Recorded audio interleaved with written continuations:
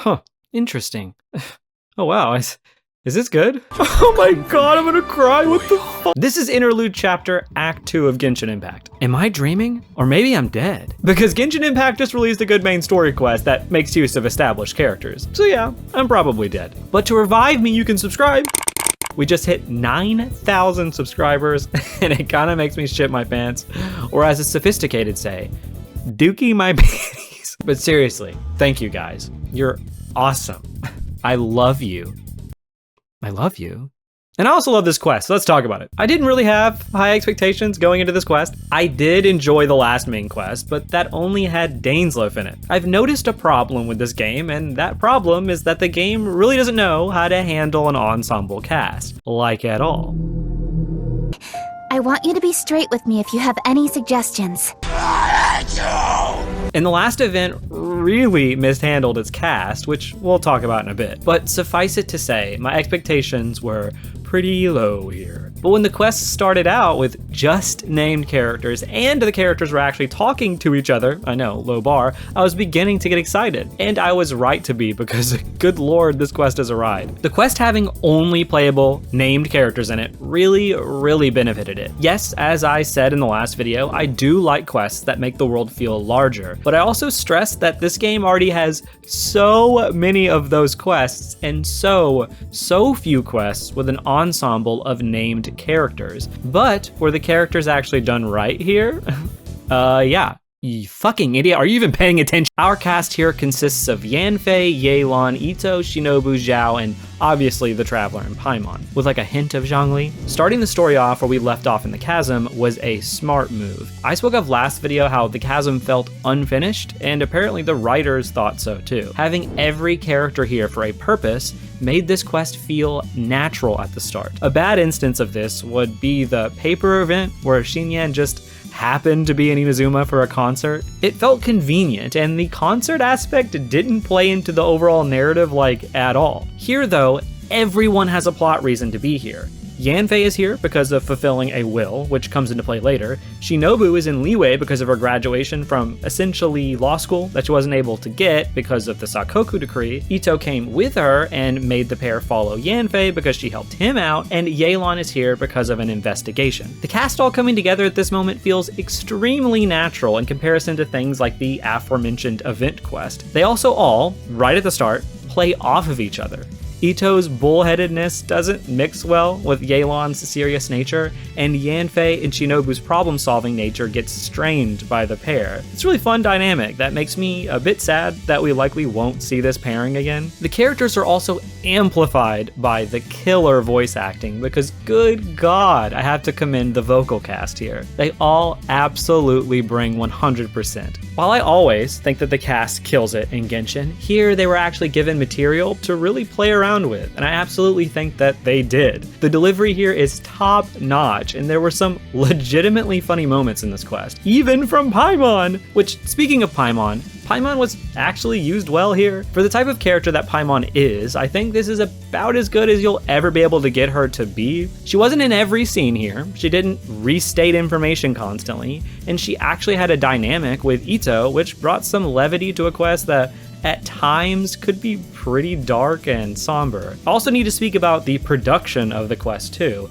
and it was also fantastic. While the main area the cast exists in is essentially Purgatory, like 2 rooms, when they venture further into its depths, the devs clearly had a lot of fun. Huge standouts are firstly the room that had the huge suspended spinning platforms. It was a fun puzzle, not too hard, but the visuals and combat paced it out really well. Another was the area with the fantastic compass that was tied to Boyong's memory. This was absolutely spectacular looking, and the puzzle attached was actually a lot of fun to solve and genuinely interesting. The setting here allowed for some really fun set pieces, and it shows that when the Genshin writing team is really allowed to go all out, so is the design team. So I really commend the creation of these areas, and it really makes me excited to see new areas like Sumeru and what they can do there. I do need to stress though that people who think Genshin story quests aren't well presented will have generally the same issues here. If you're someone who cares about bombacity, like the amount of cutscenes or intricate visuals, yeah, I think that the complaints levied against the game there are around the same here. And if you're someone who doesn't like characters just in a room talking, then you'll be bored most of this quest. Again, I enjoy when the talking is well written, but some people just don't like a lot of reading or talking, like we've spoken about in past videos. But let's talk about the substance of the quest, just like we do with A's quest. Let's start with our cast. The dynamic here is really fun, and each character actually plays off of each other in clever and fun ways. We have personality foils here, like with Itto and Yelan, and we also have characters here who already knew each other before, like Yanfei with Shinobu and Yelan. This means that we don't have everyone shouting exposition all the time, but instead we have a lot of moments of characters playing off of each other, or characters in conflict with each other for ideological differences. This is what I want to see in every single quest with an ensemble cast. While I think Genshin can be adept at fleshing out a singular character in their own quest, I've noticed that the writers have always had a difficult time managing multiple characters in a room at the same time. It often feels like a game of word tag, where someone speaks without acknowledging the other, and so on. This is how the Itadori festival felt to me. Characters felt like they were in a high school theater production, where they would like step forward for a moment, say their lines, but then like back off and let the other people speak. They never really interacted with each other in real ways, like actual people would. Not to say that there weren't things to like about that quest at all, but man, the character usage there was one of the worst that I've seen in a while in terms of handling multiple characters. So when I say this quest was refreshing, I absolutely mean it. As for the weak links in terms of the group dynamic, I'd have to say it's Shinobu and Yanfei. I'm a bit confused as to why Shinobu wasn't given much past the halfway point in this quest. It's a bit of a bummer, but during the first half, she was definitely great there. I'm certainly hoping we get a sort of like lawyer duo quest with Shinobu and Yanfei in the future regardless. I'll speak about Yanfei later, but while she was given a lot more in terms of dialogue here than someone like Shinobu, she really wasn't given a lot to chew on in terms of any character development or anything that would flesh out who she is, more so than what we already know about her. So let's talk about the character arcs. Unlike every other main quest in the game, each character here goes through a journey, so let's go over them. Yelan goes into the chasm looking for information regarding her ancestors. We come to learn that her family lost a family member in the chasm, and then the other who survived came back insane, later revealed that it was due to the karma from Bosacius. So Yelan is looking for answers, but this quest also does something that the others haven't done, and that's be subtle. We come to learn that Yelan was a part of a group where others ended up dying in duty while she survived. So she's against the idea of self-sacrifice, likely due to this event. Her also having a family history of sacrifice also pushes this theme home. During the segment where the gang encounters one of those like hotel rooms from that one episode of Doctor Who. You know what I'm talking about. Yelan claims that she doesn't want to open it because if she did, it might reveal some leeway secrets, and so she'd probably have to shank everybody or something for it. But it becomes clear later in the quest, without Paimon saying so, that Yelan likely didn't wish to open the door because she'd have to experience the death of her past companions again, which is dark and sad, and I fucking love it. Speaking of the doors, let's take a little detour. No, see, like, I wanted to say detour, but then when I was writing this, I thought D-door would kind of sound like detour, but it turns out the door that reveals your deepest fears is an absolutely excellent idea. Not only does this show how dangerous the area that they're really in is, and how much it plays with your mind, but it's also a fantastic way to flesh out your characters and show us what they truly fear. I think the best way to know about a character is to show us the psychology of the characters, what they want and why they want it. But equally true is showing us what they don't want and what they're afraid of. We already discussed Yelan, so let's look at the rest of the cast. Itto's is something that we already know from playing his quest. The beans on the table looked hilarious, but also the people labeling him and being prejudicial towards him shows us again who Itto is. He's fighting against stereotypes and hates when people label him. It's consistent with his story quest. Shinobu's is an interesting one, since she's the only character who we see something from in the room that we didn't know prior to this quest. What we see is that her mom had a strict future for her, one that meant she'd live a cushy life as a shrine maiden. Instead, Shinobu wanted to live a life for herself, and so she acted against that and joined Itto's gang. I think this is essential for making her character believable to us, because what we we've learned about Itto and his gang up to this point is that they're really impulsive, they're troublemakers, and they're all kind of dumb. Having a lawyer be in the gang itself initially seems a bit unbelievable, so having this room is great for that, but again, also great for getting us to know what drives Shinobu as a person, which is honestly more than I can say about Zhongli at this point. How do we not know more about him after 2 story quests? We also have the Traveler's Room, which of course shows us that they fear the Abyss because of their sibling, and then we finally have Yanfei's room, which is a bit bland, and like I said before, doesn't give us much else on her that we didn't know. She tells us that she hates trivial grievances because people can make something awful happen out of good intentions.